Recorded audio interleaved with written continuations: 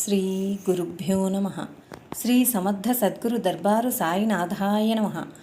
దైవం మానుష రూపేణ. అధ్యాయం 11. స్వామి సూక్తులు.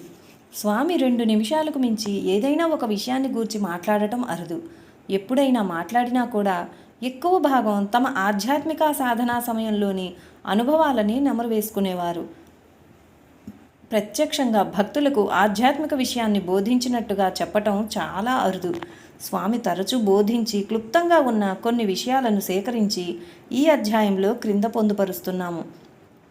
గుండుసూది మొనపై నృత్యం చేయడం కంటే గురుసేవ చేయటం కష్టమైన పని. 100 మంది గురువులకు శిష్యుని క్రింద ఉండవచ్చు, కానీ ఒక్క వ్యక్తికి గురువుగా ఉండటం చాలా కఠినమైన విషయం. పాలలో నెయ్యి ఉంది, కానీ తీసి పెట్టాలంటే వీలవుతుందా? పాలలో ఒక్క మజ్జిగ చుక్క వేయాలి. పాలు మనస్సుకు ప్రతిరూపం. విచార జ్ఞానం మజ్జిగ చుక్కకు సంకేతం. విచార జ్ఞానం చేత ఆలోచించాలి. అప్పుడు మనలో ఆత్మస్వరూపాన్ని లేక సత్యస్వరూపాన్ని తెలుసుకోవచ్చు. ఇటువంటి ప్రక్రియ మనస్సుకు అవసరం. భగవంతుని వద్ద 10 నిమిషాలు స్థిరంగా కూర్చోలేని వాడికి బ్రహ్మజ్ఞానం ఎవరిస్తారు? గమనిక.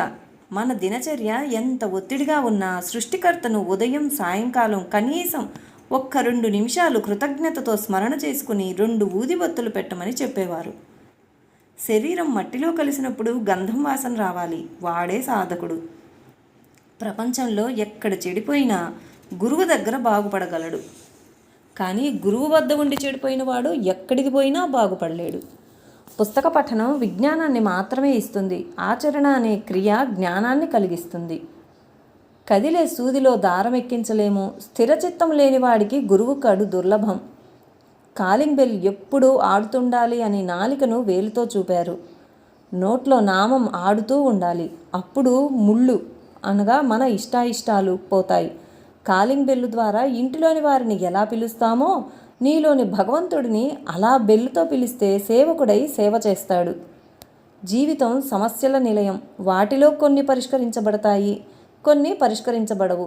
కానీ ఎల్లప్పుడూ సాయి నామస్మరణ చేస్తూ ఉంటే వాటికవే దూరమవుతాయి. శమము దమములతో లయము అయినవాడే దైవీ సంపదకు వారసుడు.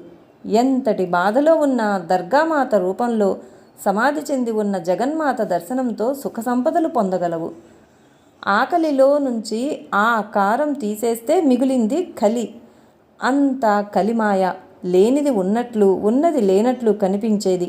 దీన్ని తెలుసుకుంటే మిగిలినది ఆ జగన్మాతనే. ఆ జగన్మాతే దర్గామాత. మనస్సు నిలకడ చేసి నీలో ఉన్న సత్యమే అందరిలోనూ ఉన్నదని తెలుసుకొని ఎదుటి ప్రాణిని నొప్పించకుండా ఉండాలి. Do what I say, don't do what I do. నమ్మకమే గురువు, అనుభవమే గురువు. గమనిక. పై 2 వాక్యాలు సమన్వయం చేసుకుంటే చాలా శక్తివంతమైన భావం కనబడుతుంది. సాధారణంగా ప్రతి మానవుడు ఏదో ఒక రూపమందు కానీ విషయమందు కానీ నమ్మకము, విశ్వాసము కలిగి ఉంటాడు. ఆ నమ్మకానికి ప్రమాణం ఏమిటి అంటే అతనిలో కలిగిన అనుభవం లేదా అనుభూతి మాత్రమే. 7 కోటి మహామంత్రాల కన్నా గురునామము గొప్పది. ఆలోచనే శత్రువు. సద్గురుదేవా సద్గురుదేవా అంటూ వంట చెయ్యండి. తినేవారికి బలము, తేజస్సు వస్తాయి. కరుణ, ప్రేమ ఉంటే సాయినాథుడు చేతిలో ఆడుతూ ఉంటారు. I'm always with you, not separate from you. Body is different, only one is acting. 1 పావలా నీవు సంపాదించుకో, నేను 3 పావలా ఇస్తాను. రాయి దొర్లంగా గుండ్రాయి అవుతుంది, కానీ ఊరికే కాదు. జీవుడు జన్మ పరంపరలో సాధన చెయ్యగా ముక్తుడవుతాడని సూచనగా చెప్పిన వాక్యం ఇది. పని చేస్తున్నామని అహంకరించకు. ఆ పని పరమాత్ముని సేవగా భావించు. విన్నవాడి కన్నా కన్నవాడు గొప్ప. కన్నవాడి కన్నా కలియువాడు అధికుడు. వినేవాడు చెవులు, కన్నవాడు కళ్ళు, కలియువాడు జీవుడు. సూత్రం మీదనే కలరు చుట్టాలు అనగా శ్వాస మీదనే కలరు చుట్టాలు.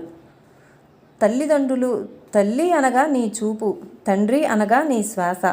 ఈ రెండింటి కలయికే యోగం. శ్రీ సమర్థ సద్గురు దర్బార్ సాయినాథ్ మహారాజ్ కీ జై. గురుదేవ దత్తకు జై.